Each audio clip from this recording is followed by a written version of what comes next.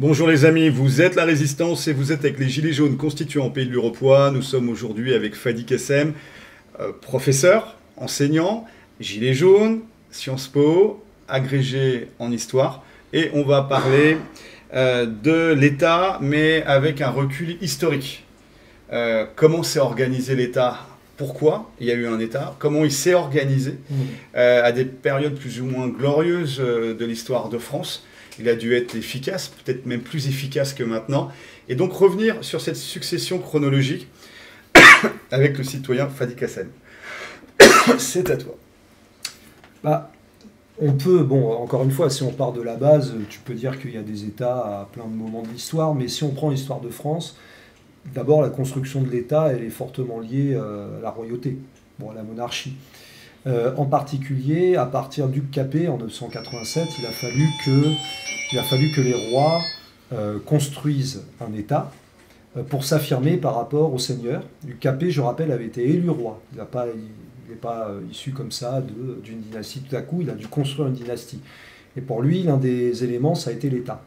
L'État centré sur Paris, où il a dû s'affirmer par rapport à des seigneurs, par rapport à l'Église, l'Église qui avait une volonté de domination, hein, et puis par rapport également aux forces impériales, et notamment du Saint-Empire. Donc l'État va devenir un élément de puissance et de pouvoir au service du roi, mais en même temps, n'oublions pas que le roi, lorsqu'il est roi, il avait quand même un devoir au moins moral, et il s'y tenait autant que faire se peut, de faire le bien de son peuple, d'assurer le bien de son peuple. C'était une réalité. C'était une réalité à la fois matérielle, et puis aussi, on pourrait dire, idéologique, puisqu'après tout, le pouvoir du roi était un pouvoir d'essence divine, donc il devait rendre des comptes à Dieu. Il rendait des comptes à Dieu, en fait, c'est comme ça que ça se passait. Et je dis ça pourquoi? Parce que progressivement, il a fallu que le roi construise un État qui permette à la fois d'assurer sa puissance, on ne va pas s'en cacher, et en même temps d'assurer une efficacité et une unification du pays pour le bien de son peuple. Il y avait vraiment ce souci-là. Est-ce qu'ils y croient, est-ce qu'ils y croient pas? Ça, c'est une autre question, difficile à vérifier. Mais une chose est sûre, c'est qu'ils sont dans cette logique-là. Et donc, par conséquent, on va assister progressivement à la constitution d'une armée au niveau étatique national pour combattre les seigneurs, et puis, bon, notamment au moment de la guerre de Cent Ans, c'est très frappant. On va assister à l'unification administrative, et là, c'est la fameuse ordonnance en 1539 de Villers-Cotterêts, où le français va devenir la seule et unique langue administrative du royaume. On va assister aussi à l'édification d'une puissance d'État avec des manufactures d'État. C'est notamment la période colbertiste sous Louis XIV, où il va y avoir une marine nationale, où il va y avoir les eaux et les forêts, qui en 1669 vont passer sous la coupe de l'État, en particulier à la fois pour mieux gérer la forêt, et puis bon, affirmer encore une fois la puissance du roi, c'est jamais neutre. Planter des chênes avec une vision de plusieurs dizaines, voire centaines d'années, pour que ça serve au bois des bateaux. Cette vision très long terme, c'était possible à l'époque, alors que maintenant, ils ont une vision à très court terme. En tout cas, il y a plus de... Comme tu es dans une logique de construction à l'époque, véritablement, il y a donc une plus grande logique de planification.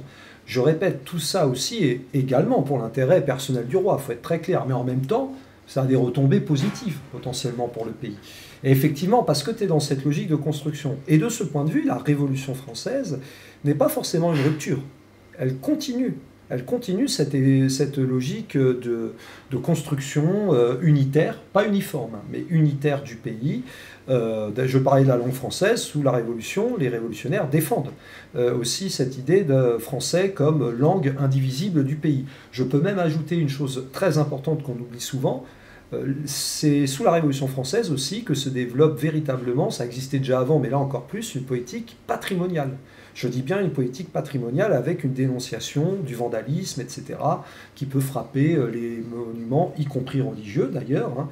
Il y a eu un mouvement de déchristianisation mené par Hébert en 1793 que Robespierre a combattu, que d'autres ont combattu, et ils estimaient, à raison, qu'il fallait justement une politique de patrimonialisation, parce que ça faisait aussi, et ça, l'État avait un rôle à jouer là-dedans. Donc il y a tout un ensemble, l'État a été associé longtemps à la construction d'un pays. Mais encore une fois, d'une part, ça servait le roi, et puis d'autre part, les forces qui ont voulu prendre la place du roi, et notamment les forces bourgeoises, ont voulu faire de cet État un instrument à leur service, et notamment au service de leurs intérêts économiques. Le roi, dans sa gestion du pays, il était vu comme un arbitre ou un défenseur du peuple par rapport aux gros prédateurs. Alors, peut-être on peut parler de la guerre des farines au niveau des marchands, mais aussi par rapport aux gros prédateurs féodaux. Comment il se positionnait en fait le roi par rapport dans la structure étatique avec ces grands princes qui pouvaient être de sa famille et qui étaient des prédateurs pour lui et pour le peuple qu'il était censé défendre. Hein. Qu'il était censé défendre, parce que c'est le problème. D'un côté, il cherche à affirmer son pouvoir absolu contre ses prédateurs, donc il a besoin de se poser, d'avoir une posture de défenseur du peuple. Et d'ailleurs, j'insiste, les rois quand même cherchaient à, globalement, à éviter qu'il y ait des famines ou ce genre de choses, mais d'un autre côté, attention, il était obligé de s'appuyer aussi sur la noblesse, il était obligé de s'appuyer sur l'Église, parce qu'il avait construit son pouvoir absolu à partir du soutien de l'Église et de la noblesse. Il avait donc domestiqué la noblesse, etc. Donc c'était un jeu d'équilibriste savant. On peut dire qu'il y a quelque chose qui a quand même introduit une rupture dans les rapports de force au sein de l'État, c'est la mise en place d'une taxe qui s'appelle la Paulette en 1604. C'est une taxe centrale, c'est sous Henri IV que ça se met en place. Quand il met ça en place, Henri IV, concrètement, ça veut dire quoi? Ça veut dire qu'il va permettre à une bourgeoisie marchande, ce qu'on va appeler par la suite la noblesse de robe, de pouvoir chaque année continuer de bénéficier d'un office dans la gestion des affaires de l'État, contre paiement d'une taxe. Autrement dit, il va marchandiser les fonctions étatiques. Alors je dis ça pourquoi? Parce que ça va permettre à la noblesse de robe de s'affirmer. Évidemment, la noblesse d'épée va râler, etc. Bon, tout ça, ça débouche par la suite sur on sait quoi au niveau de la Révolution. Mais le plus important, c'est peut-être d'avoir ça aussi en tête, c'est que les fonctions d'État, désormais, peuvent devenir vénales, peuvent devenir marchandes, et donc avec un risque. Le risque, c'est que dès lors, si tu n'es pas satisfait du roi, ou etc., tu te révoltes contre lui, et le roi se retrouve un peu en position de faiblesse. Et il se retrouve d'autant plus en position de faiblesse que s'il est là, a priori, pour assurer le bien-être de son peuple, il se peut qu'il n'anticipe pas forcément et qu'il continue à taxer, notamment au niveau du tiers-État. Il ne faut pas oublier quand même que c'était le tiers-État qui était le plus taxé de tous. Et ça coûtera cher par la suite. D'autant que, et je termine là-dessus, l'État royal s'est aussi construit dans la guerre. Ne l'oublions pas. Dans la guerre, notamment les guerres menées par Louis XIV et qui laissera une facture colossale à ses successeurs. Et quelle est la polarité des communes par rapport à la centralisation étatique au niveau de l'histoire de France, mais la polarité très précoce des communes, Bouvines, la bataille de Bouvines, commune, et puis plus tard, on aura d'autres exemples historiques. Comment ça s'est passé? Les communes vont être un appui, à la fois un appui et un problème pour les rois. D'abord un appui. Le mouvement communal en France débute vraiment, il y en avait déjà avant le XIe siècle, mais c'est à partir du milieu du XIe siècle que va se développer ce qu'on a appelé la révolution communale. C'est-à-dire l'affirmation, effectivement, de communes qui, au niveau, alors, notamment dans le nord du pays, mais pas seulement, vont chercher à s'émanciper par rapport aux seigneurs, par rapport à l'Église. Alors, c'est plus compliqué, mais il y aura aussi des liens avec des prêtres, etc. Mais bref, la volonté d'affirmation d'un pouvoir urbain contre notamment des seigneurs avec leurs terres rurales, etc. Et le roi a compris l'intérêt qu'il pouvait en tirer de ces communes pour affirmer lui-même son pouvoir. Mais avec un risque, c'est que dans ces communes, il y a notamment de ce qu'on appelle des chartes de franchise, c'est-à-dire la volonté d'affirmer des libertés communales. Et parfois, ces libertés peuvent être un peu trop importantes pour le pouvoir du roi. Donc le roi doit, à la fois, il soutient et en même temps, il se méfie parce qu'il voit bien que parfois, son pouvoir peut être remis en cause par des communes qui, par exemple, veulent gérer l'impôt, par exemple, veulent gérer les terres, ce genre de choses, veulent avoir un rôle également dans le commerce, bon, ça, à la limite, ça se faisait déjà, ou même dans le contrôle de la vie sociale, religieuse, etc. Donc, le roi, à la fois, va s'appuyer dessus et en même temps, il s'en méfie. Il s'en méfie parce qu'il n'a pas envie que ça le déborde trop et qu'en particulier s'affirment de nouvelles sources de pouvoir, de nouvelles classes, pourrait-on dire, dans ces communes qui pourraient, à un moment donné, contester son pouvoir. Et d'ailleurs, encore une fois, de toute façon, le roi, dans sa logique, l'État doit être un instrument aussi à son service. Et quand on parle de l'absolutisme, c'est exactement ça. C'est aussi dans cette logique, ce qui ne, je répète, n'enlève pas le fait que en même temps, il y a un souci, j'allais dire idéologique, parce que c'est vraiment comme ça que ça se passe, de faire le bien de son peuple. Y arrive-t-il pas, c'est un autre problème. Parfois, il ne se rend pas compte, mais il les taxe à fond, le peuple, il ne se rend pas compte que ça ne fait pas son bien. Mais il est convaincu, souvent, d'agir pour le bien de son peuple. D'ailleurs, Louis XVI, ce sera le cas. Il était convaincu d'avoir cherché jusqu'au bout à faire le bien de son peuple. Il ne se rendait pas compte qu'il y avait certaines choses, pas du tout, en fait. Et Louis XV, faire la guerre pour le roi de Prusse, Louis XV a trahi les intérêts du pays. Évidemment. Mais c'est toujours le même problème. C'est-à-dire qu'à un moment donné, ce qui va se passer, c'est qu'en fait, encore une fois, l'État est d'abord un instrument. Il ne faut jamais le perdre de vue. Et le roi reste une personne comme une autre d'un certain point de vue. C'est-à-dire qu'il pense aussi, encore une fois, à ses propres intérêts. Donc que Louis XV trahisse, c'est pas étonnant, et ça va être très important, parce que ça va ouvrir aussi un problème majeur, c'est que si l'État est un instrument au service du développement du pays, il l'est aussi au niveau du roi, je l'ai dit, et le véritable problème, c'est qui le contrôle. À partir du moment où cet État n'est plus en mesure, par exemple, de régler la question de la dette, par exemple, n'est plus en mesure de régler les problèmes d'approvisionnement en nourriture, etc., c'est là que s'ouvre la porte, si j'ose dire, pour les révoltes populaires. Il ne faut quand même pas oublier une chose, c'est que la Révolution française, en réalité, elle débute un an avant. Dès juin 1788 à Grenoble, il y a ce qu'on appelle la journée des Tuiles.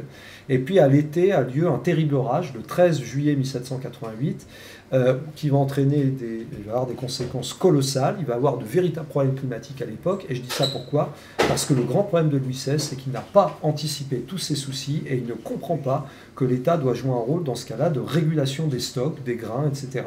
Les spéculateurs d'arbitre. Voilà, les spéculateurs s'en donnent à cœur joie. Il ouvre la voie, même si on ne sait pas ce qui va se passer, mais enfin ça ouvre la voie par la suite à tous les mouvements insurrectionnels auxquels nous allons assister et qui vont déboucher sur la mise en accusation, bien sûr, des spéculateurs, mais aussi déjà du roi.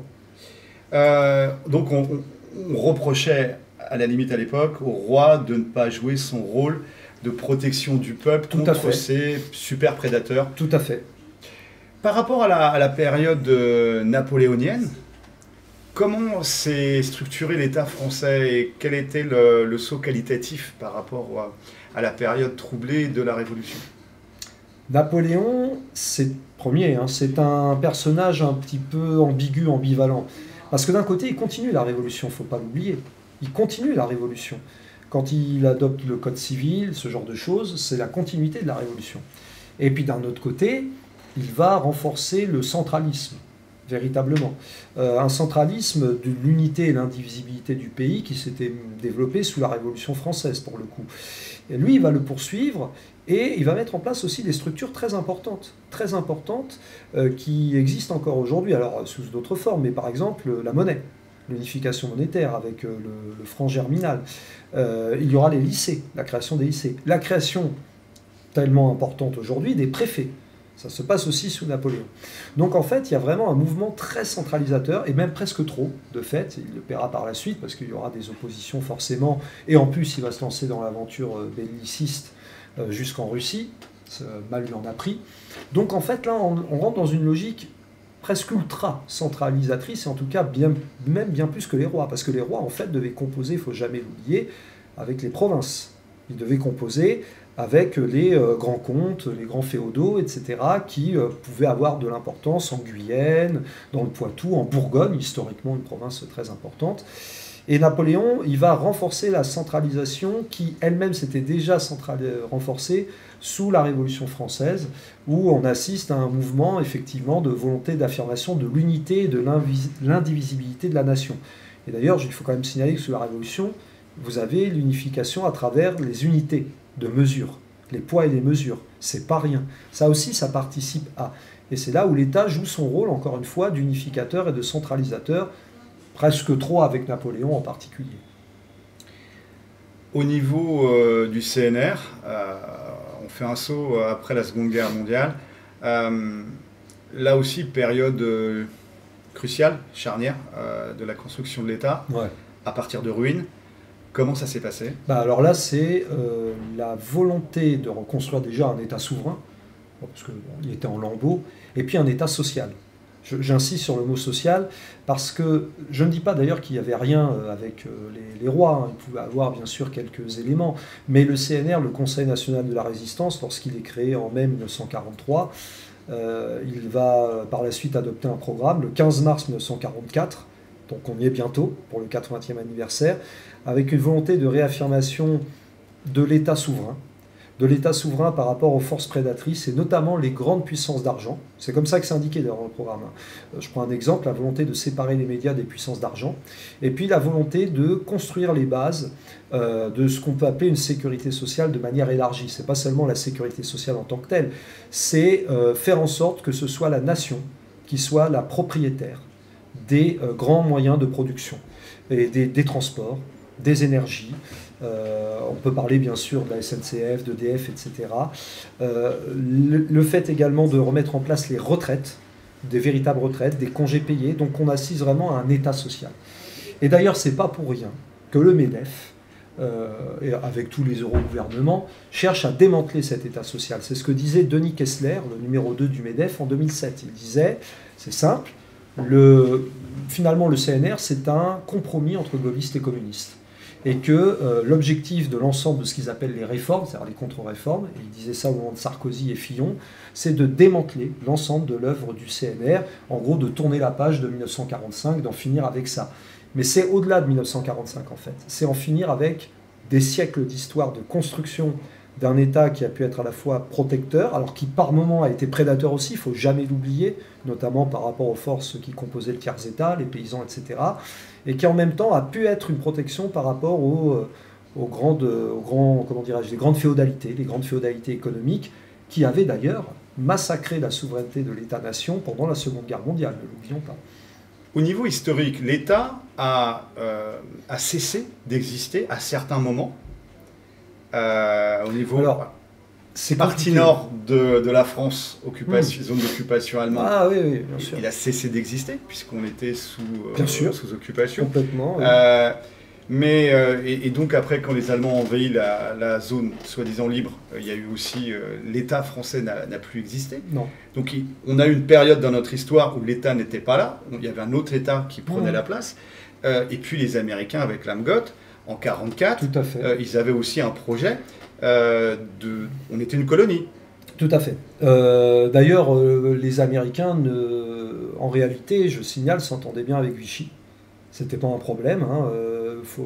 Ne serait-ce que Roosevelt, en fait, il avait beaucoup plus confiance en Pétain d'abord, ensuite en Darlan et pour finir en Giraud, plutôt que De Gaulle. De Gaulle, c'est l'apprenti dictateur, le type à abattre, parce que De Gaulle porte une certaine conception de la souveraineté nationale, où l'État va jouer un rôle de ce point de vue, l'État protecteur, l'État-providence, comme on disait, État social un peu, pas trop non plus, parce que bon, De Gaulle, malgré tout, n'est pas non plus un socialiste, etc. Mais enfin, quand même, il y a le souci d'affirmer un État qui soit en mesure d'assurer une protection, mais pas qu'une protection physique, une sécurité, mais qui ne soit pas que physique, encore une fois, sociale, culturelle, etc. Les communistes ont joué un rôle central aussi à ce moment-là, parce qu'il ne faut quand même pas oublier que le programme du CNR, c'est Pierre Villon qui le met en place, véritablement, que le parti communiste de l'époque, je ne parle pas de celui d'aujourd'hui, ça n'a rien à voir, qui va être le principal moteur de la résistance et qui va jouer un rôle justement dans tout ce programme-là.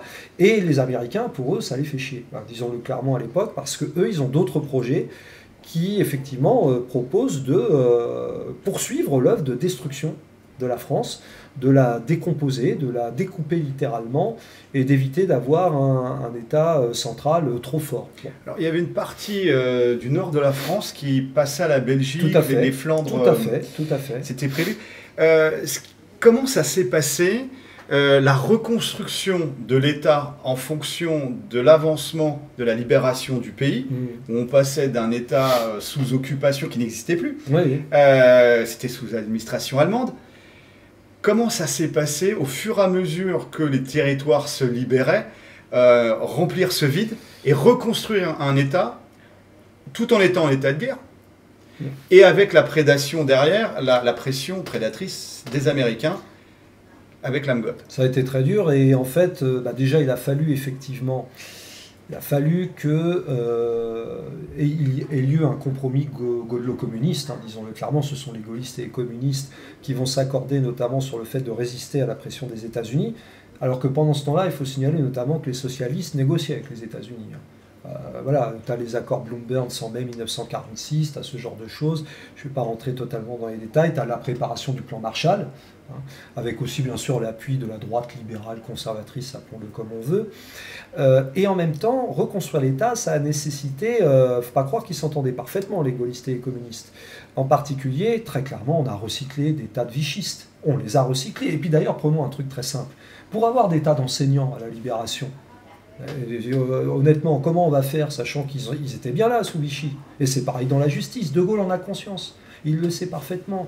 Et il dit en même temps, si j'épure, je mets surtout les communistes au pouvoir, et ça, il veut quand même pas. Et puis deux, il y a un risque que j'affaiblisse malgré tout la reconstruction face aux États-Unis.